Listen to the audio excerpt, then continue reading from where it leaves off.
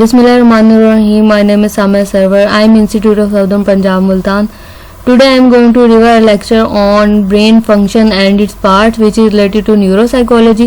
It takes only 10 to 15 minutes to complete a lecture. If you have any kind of question and query related to this topic, you may ask. I will be pleased to give you answers. So let's start. First of all, what is brain? The human brain is the central organ of the human nervous system, and with the spinal cord make up the central nervous system. The brain consisted of cerebrum and the brainstem and the cerebellum. It controls most of the activities of the body, processing, integrating, coordinating and information in received from the sense organ. अब brain क्या है? Basically आपके sense organ से information को receive कर रहा है, उनको प्रोसेस कर रहा है, देन उनको कोऑर्डिनेट कर रहा है, इंटीग्रेट कर रहा है एंड प्रोसेस कर रहा है. And making decisions as the instructions sent to the rest of the body. The brain is continued in and protected by the skull bones of the head. अब जो हमारा ब्रेन है वो स्कल बोन्स जो हमारे हेड का है उसमें प्रोटेक्टेड है. So what is cognition in brain? How it is possible that the brain is able to move from one thought to next in an organized, orderly fashion? The brain is endlessly perceiving, processing, planning, organizing and remembering. अब हमारा जो brain है एक orderly fashion में एक thought से skip करके दूसरी पे जा रहा है. अब इससे हम न्यूरोसाइकोलॉजी का अगर लेक्चर सुन रहे हैं तो आप इसको किससे रिलेट कर रहे होंगे? इसको बायो से भी रिलेट कर रहे होंगे. तो इसमें क्या हो रही है? एंडलेसली परसीविंग भी हो रही है, प्रोसेसिंग, प्लानिंग, ऑर्गेनाइजिंग, रिमेंबरिंग. अब कुछ डाटा जो न्यूरोसाइकोलॉजी से रिलेटेड आपकी मेमोरी में स्टोर है उसको आप रिमेंबर भी कर रहे हैं. तो ये सारी प्रोसेसिंग एट अ टाइम हो रही है. It is always active. You don't notice most of your brain is activity as much you move throughout your daily routine. This is only one facet of the complex processes involved in cognition.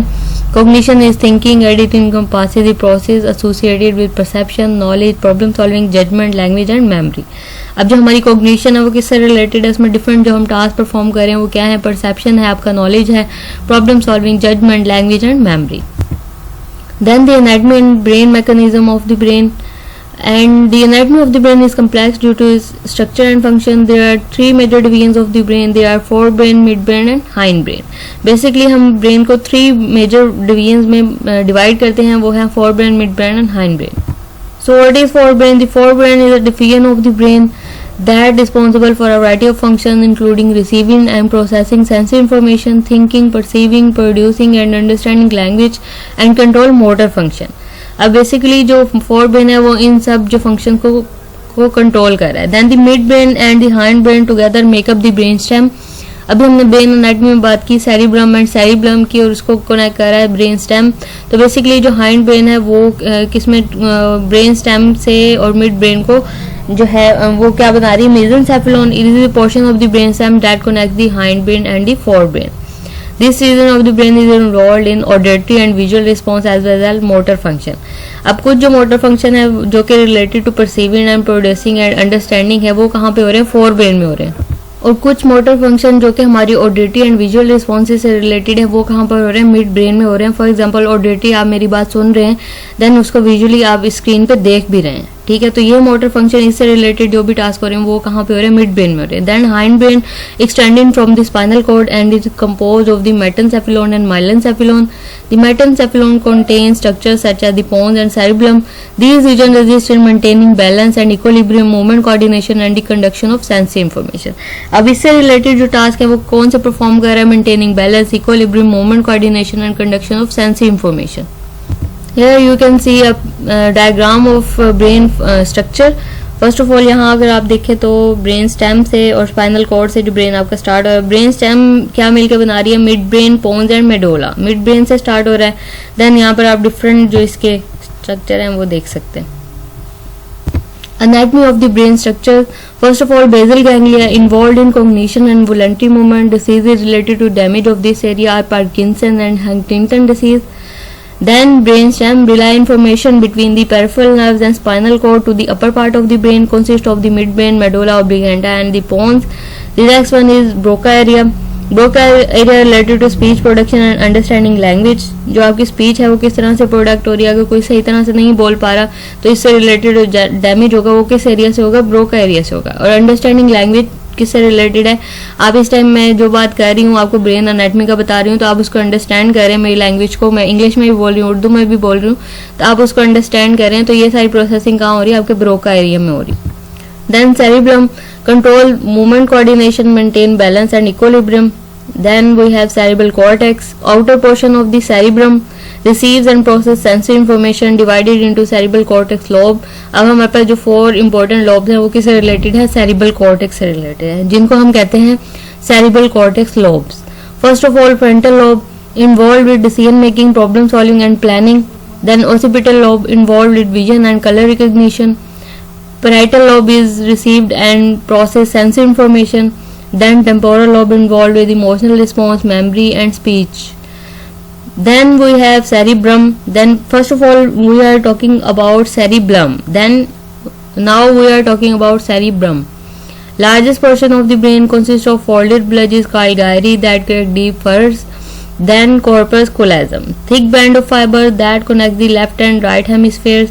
अब हमारे जो 2 hemisphere हैं, right and left hemisphere, right क्या कर रहा है? Left body को control कर रहा है, उसकी फंक्शनिंग को कंट्रोल कर रहा है, एंड लेफ्ट किसको कंट्रोल कर रहा है? राइट साइड की बॉडी के फंक्शन को कंट्रोल कर रहा है. और इनको जो कनेक्ट कर रहा है इन हेमिस्फेयर्स को, वो क्या है? थिक बैंड ऑफ फाइबर है जो कि कॉर्पस कोलोजम के हैं. Then cranial nerves, 12 pair of the nerves that originate in the brain, exit in the skull and lead to the head, neck and torso. अब cranial nerves का जो 12 pair है जो मिलके बना रहा है वो कहाँ से originate हो रहा है? ब्रेन से हो रहा है. और एंड कहाँ पे हो रहा है? स्कल पे. जो ब्रेन हमारा स्कल है उस पे एंड हो रहा है और किसको कनेक्ट कर रहा है? Head, neck and torso. Then limbic system structure involved amygdala, involved in emotional responses, hormonal secretion and memory.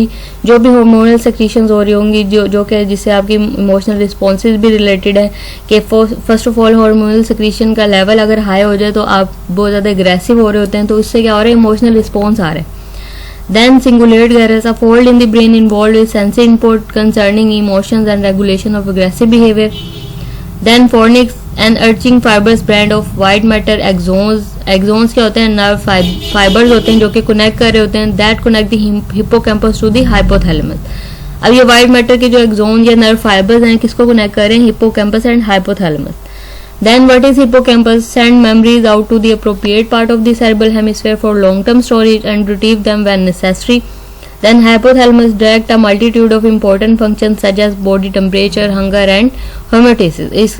ये जो homeostasis का प्रोसेस हो रहा है वो कहाँ पे हो रहा है? हाइपोथैलेमस में हो रहा है. टेम्परेचर से रिलेटेड आपका टेम्परेचर हाई हो रहा है, हंगर से आपको भूख फील हो रही है, तो ये सब प्रोसेस कहाँ पे हो रहा है? आपके हाइपोथैलेमस में हो रहा है. देन आपको उस चीज़ का एहसास हो रहा है क्योंकि आपके ब्रेन में उसकी फंक्शनिंग हो रही है. Then what is olfactory cortex? Receives sensory information from the olfactory bulb and involved in identification of odors. अब olfactory किससे रिलेटेड है? आपकी स्मेल से रिलेटेड है. वो क्या कर रहा है? सेंसरी इन्फॉर्मेशन से olfactory bulb के जरिए से उन आइडेंटिफिकेशन को फाइंड आउट कर रहा है कि इस टाइम पे आप कौन सी स्मेल कर पा रहे हैं. Then thalamus, mass of grey matter cell that rely sensory signal to and attend from the spinal cord and the cerebrum. The next one is medulla oblongata, lower part of the brain stem that helps to control autonomic function, जो कि related है आपको autonomic nervous system से, जिसमें आपका heart rate है, आपका pulse rate है, जो कि ऑटोनॉमिक फंक्शंस है. Then what is meninges? Membranes that covers and protect the brain and spinal cord. अब आपका ब्रेन है वो किस में? एक तो आपके स्कल बोन में प्रोटेक्टेड है. देन उसको कवर कौन कर रही है? मेम्ब्रेन्स कर रही हैं जिनको हम meninges कहते हैं. वो overall brain and spinal cord को कवर कर रही है. देन olfactory bulb, अब ये किससे रिलेटेड है? ये olfactory cortex से रिलेटेड है. हम कोई भी चीज़ हमने रन करनी होती है उसके लिए हमारे पास एक डिवाइस होती है, जैसे olfactory cortex के लिए olfactory bulb है. Bulb shaped end of the olfactory lobe involved in sense of smell. Then pineal gland, endocrine gland involved in biological rhythm, secretion, the hormones. Then pituitary gland, endocrine gland involved in homeostasis, regulate other endocrine gland. अब ये किसको regulate कर रहे हैं? जो other endocrine gland है, different types of endocrine glands होते हैं, तो उनको क्या करें? रेगुलेट कौन कर रहा है? Pituitary gland. Then pons, relay sensory information between the cerebellum and cerebellum. Then in the last we have Wernicke area, region of the brain where spoken language is understood. जो सिर्फ स्पोकन लैंग्वेज है, जो कि सिर्फ बोल के बताई जा रही है, आप कहीं पढ़ नहीं रहे, आप कहीं लिख नहीं रहे उस लैंग्वेज को, वो किससे रिलेटेड है? आपके वर्निक एरिया से रिलेटेड है, जो कि अंडरस्टूड होती है by spoken language. Then we have some postmortem studies related to language. First of all Paul Broca and then second study is from Carl Wernicke. अभी हमने Broca area and Wernicke area के बारे में पढ़ा. तो Paul Broca used postmortem studies to link a specific area of the brain with speech production. His research began with the notice that a patient with a aphasic stroke and lesions in the left hemisphere of the brain. His research and theory continued over time. Basically अब पाउल broker ने research की on language and aphasia के जो patients होते हैं strokes के, और legion क्या होता है, कैंसर इन ब्रेन. अब उससे रिलेटेड जो उनमें कौन सा ब्रेन एरिया में डैमेज की वजह उस पर रिसर्च की उसने. तो उसके बाद उसने ब्रेन एरिया को हाईलाइट किया जिसको हम कहते हैं Broca area. Then Carl Wernicke also use postmortem study to link specific area of the brain with speech production. His research focused more on patients who could speak, however their speech made little sense and over trouble understanding spoke word or sentences. अभी हमने बात की burning area की जहाँ पे सिर्फ spoken language को understand किया जा रहा है, तो उसने भी उन पेशेंट पे रिसर्च की जिनको स्पीच स्पोकन लैंग्वेज से रिलेटेड इश्यूज थे या एबनॉर्मेलिटीज थी. His research in language comprehensive and the brain also found in the localized in the left hemisphere, but in the different section this area known as Wernicke area damage to this section can lead to receptive aphasia. अब इस area में damage हो रहा है तो उससे related जो particular disorder है उसको हम कहते हैं रिसेप्टिव अफेजिया हो रहा है. Then animal studies. अब हम जब रिसर्च कर रहे होते हैं तो फर्स्ट ऑफ ऑल हम उनको किस पे अप्लाई करते हैं, एनिमल्स पे अप्लाई करते हैं. देन हम ह्यूमंस पे उन एक्सपेरिमेंट या उन टेक्निक्स को अप्लाई कर रहे होते हैं. Animal studies single cell recording is a technique used in research to observe changes in voltage or in current in a neuron. In this technique, an animal usually anesthetized has mitoelectrode inserted into skull and into a neuron in the area. पहले तो उसको anaesthesia देके उसको क्या कर लेंगे, बेहोश कर लेंगे. देन एक माइक्रो इलेक्ट्रोड होगी, एक इंसर्ट करेंगे उसके स्कल में and into a neuron in the area of the brain that is interest, जिसको हम स्टडी करने चाह रहे हैं.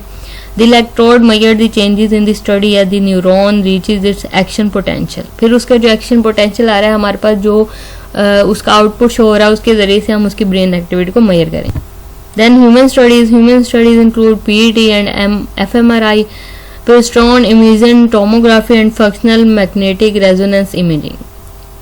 First of all, PET is a functional imaging technique that uses radioactive substances known as radioactives. अब ये क्या कर रहा है, एक टेक्निक है जो कि रेडियो एक्टिव सब्सटेंसेस यूज कर रहा है और उसको हम कहते हैं रेडियो